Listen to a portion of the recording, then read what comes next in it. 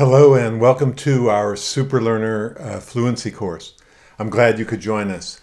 My name is Dr. Michael Rost. I'm a language researcher and a language teacher, and I'm also a language student. I've been a language student all my life. I love learning new languages.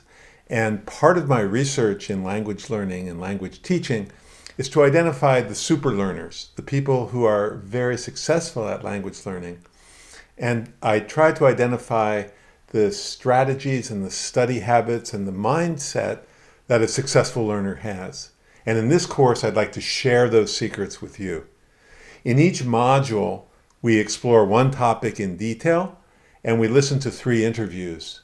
And then we look at the communication strategies that the speakers use to be effective communicators. In this module, we're going to focus on the topic of work. And the 5 questions that we're going to ask are, number 1, do you have a job now? If so, what is your job? Why did you choose that job? Do you get along well with your colleagues? And what is the key to getting along well with a person's colleagues in the workplace? 4th question, do you plan to keep this job? And the 5th question, how has technology affected the way that we work? Okay, so those are 5 questions. Some are very specific and some are more abstract. We're going to listen to 3 students answer the questions, then we're going to discuss the communication strategies that they use. Are you ready? Let's get started.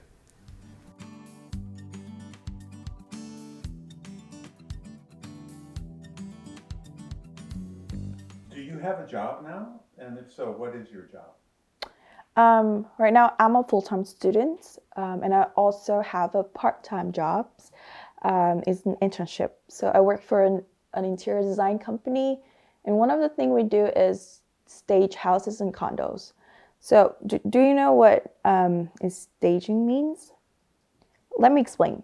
So staging is kind of a total presentations of furniture, positioning things, lightings, and hardware, kitchens, and we wanted to make it like a inviting, enticing, and very attractive to prospective home buyers so they can buy our beautiful houses.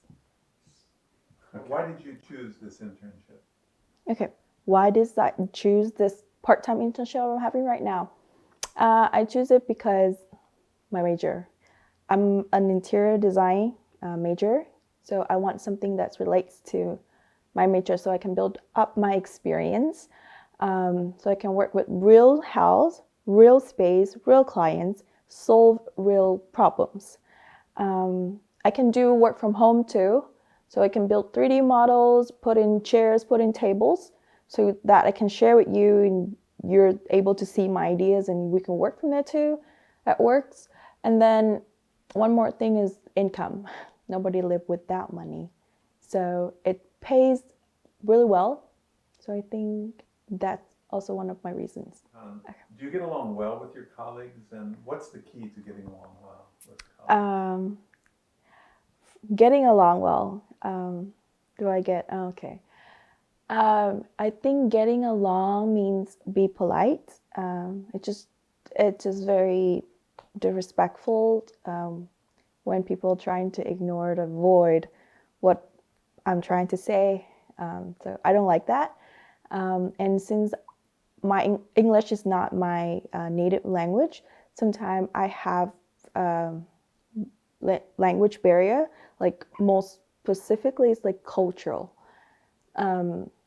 conflicts.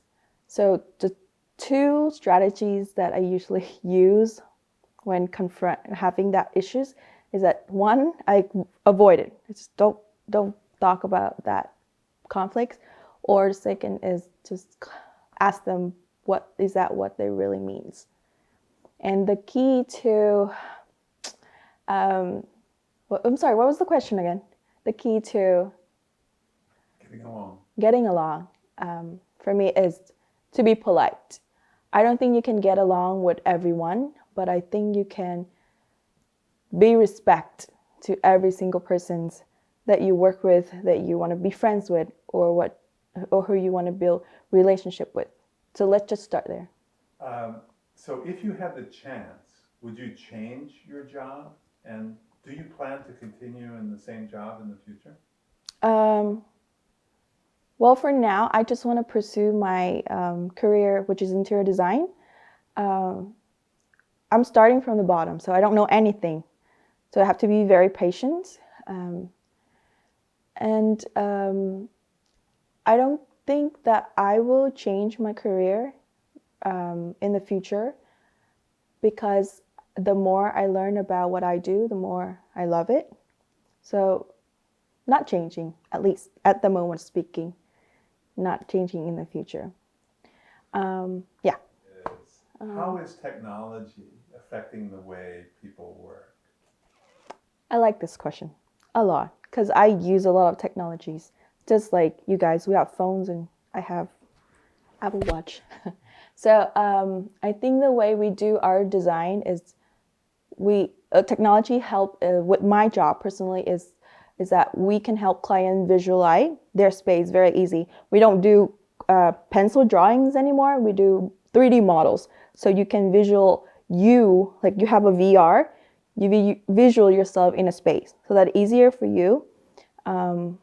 We use technology to help us extend our potentials in terms of design too. And I'm following the idea of AI. I think it's very cool.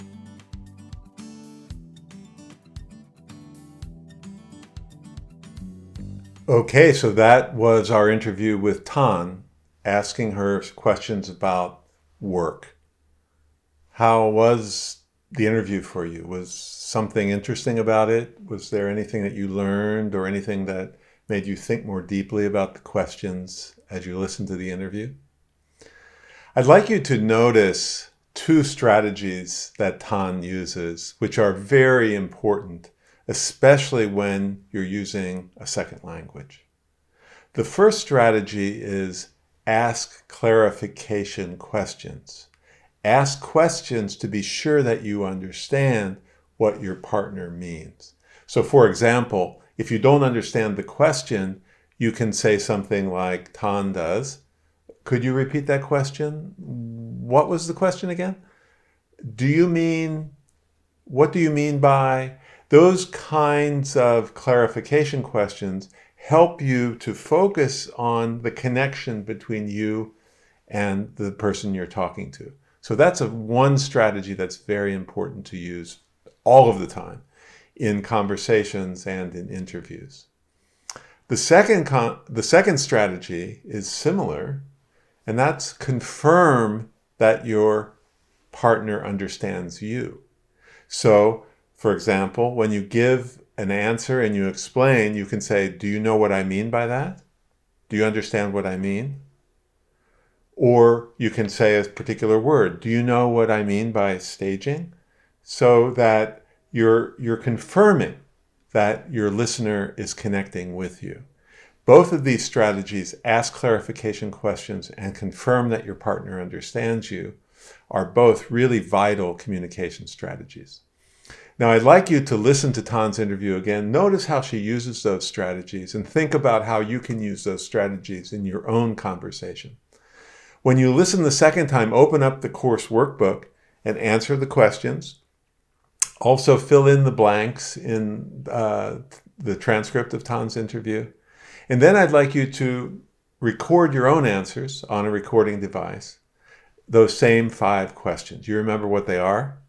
Let me refresh myself too. Do you have a job now? What is your job? If you don't have a job now, you can answer the question, what kind of job would you like? And the second question is, why did you choose this job? Or if you don't have a job now, you can say, why are you interested in that future job? The third question rather is, do you get along well with your colleagues?